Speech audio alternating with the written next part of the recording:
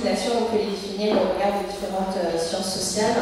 Moi, en tant que représentante de la défenseur des droits, je vais m'attacher effectivement à la définition juridique, puisque les discriminations, c'est une infraction, c'est un délit qui est puni par la loi et qui se définit au regard de 3 critères cumulatifs, un traitement différencié ou un refus de droit pour des personnes placées dans des situations comparables, au regard d'un des critères définis par la loi et au regard d'un des domaines visés par la loi, emploi, accès aux biens et aux services publics et privés, logement, éducation, etc.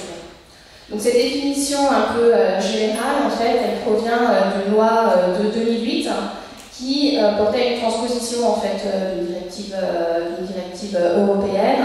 Et maintenant, cette définition, on la retrouve dans différents codes, le code du travail, le code pénal, etc. Alors, la législation française, le législateur français a fait le choix en fait, d'avoir une liste énumérative de critères. On aurait pu faire d'autres choix, il y a d'autres législations qui ont des définitions plus génériques. Alors le problème en droit, c'est quand on commence à faire une liste énumérative, alors on s'aperçoit toujours qu'on oublie des choses. Et donc on a eu ces 15 dernières années une grosse inflation législative puisqu'on est aujourd'hui à 27 critères de discrimination. Alors d'un côté, on peut s'en féliciter en se disant ah bah, c'est pas mal parce que du coup ça permet de plus en plus de prendre en considération un certain nombre de situations.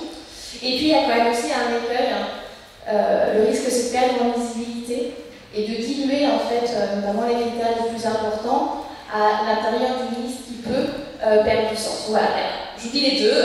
Je dépose ça comme ça, après à chacune, on a des écoles différentes de voir ce qu'ils en pensent, mais en tout cas, voilà, on a à la fois on a à la fois ce point positif et ce point négatif par rapport à cette liste énumérative. Alors, ces critères, on peut les classer en 3 grandes catégories. On a certains qui concernent les caractéristiques qui sont inhérentes à la personne, son origine, réelle ou supposée, son apparence physique, son sexe, son âge. Et puis on en a d'autres qui viennent protéger les libertés fondamentales, les libertés individuelles, comme la liberté de culte, comme la liberté syndicale, comme la liberté d'opinion. Et puis, la 3e catégorie des autres critères, c'est des critères qui viennent en fait protéger à un moment donné un état, une vulnérabilité qui va être temporaire, modifiable, évolutive.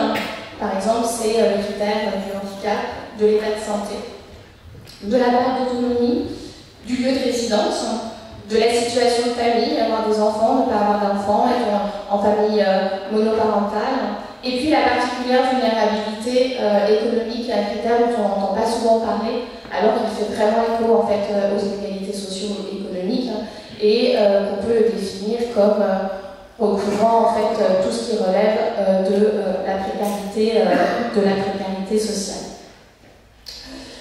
Les articulations entre la politique de la ville et la lutte contre les discriminations, elles sont fortes. D'ailleurs, le 20e critère de discrimination qui a été posé, c'est le lieu de résidence, l'adresse où résident les personnes.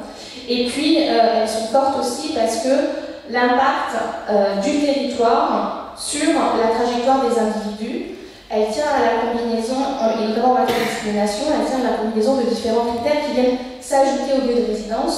Vous en avez parlé en introduction.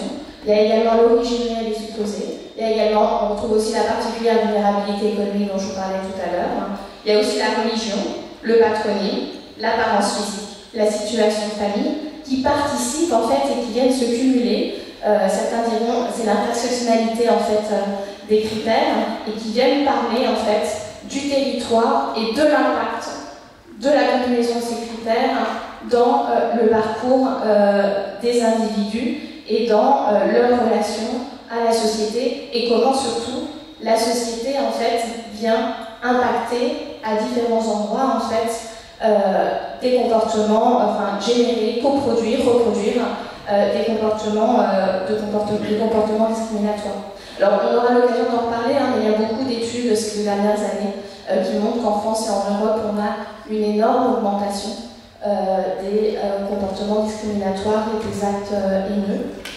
Pour vous donner 3 chiffres, 50% de chances supplémentaires pour un homme blanc d'être considéré en situation d'urgence vitale quand il se présente à l'hôpital avec une douleur thoracique par rapport à une femme perçue comme noire. 50% des personnes perçues comme noires dans l'Union européenne disent avoir été discriminées durant les 5 dernières années. Idem pour les personnes de confession musulmane. Et au niveau plus micro, enfin micro, je sais pas si, moi je suis pas sociologue, peut-être que je fais une erreur quand je fais ça. Tout récemment, il y a eu un testing, c'est une mélodie portée par un sociologue qui s'appelle Yannick Vert, sur différents territoires. J'étais à la restitution sur celui de Nantes et qui montre qu'il y a un effet énorme de l'origine maghrébine qui se traduit par une pénalité de 50%, hommes et femmes confondus, quant aux réponses reçues en matière de candidature spontanée. Juste pour terminer la définition légale, vous dire que les discriminations peuvent être directes, c'est-à-dire avoir un comportement différent par rapport à traiter de manière moins favorable une personne par rapport à une autre, et puis elles peuvent être indirectes. Et c'est aussi bien souvent le cas, c'est-à-dire que derrière des pratiques apparemment neutres, on va s'apercevoir que ces comportements vont discriminer une certaine catégorie de personnes. Et par ailleurs, pour terminer, je voudrais insister sur le fait que la définition légale ne prévoit pas en fait de caractère intentionnel, c'est-à-dire qu'un auteur ou une autrice de discrimination peut discriminer au sens de la loi sans qu'elle ait eu l'intention de le faire. Et j'ai envie de dire fort heureusement, on en reparlera sûrement tout à l'heure, mais parce que majoritairement en fait les faits de discrimination sont le produit, sont pas le simple produit en fait d'un psychisme individuel, mais sont en fait le résultat de hiérarchie sociale, de représentations collectives qui sont souvent très bien intégrées et dont on n'a pas, forcément conscience. Et c'est ce qui font aussi que ces discriminations, elles sont systémiques et pas simplement individuelles, et aussi multifactorielles. Et ça, on en reparlera.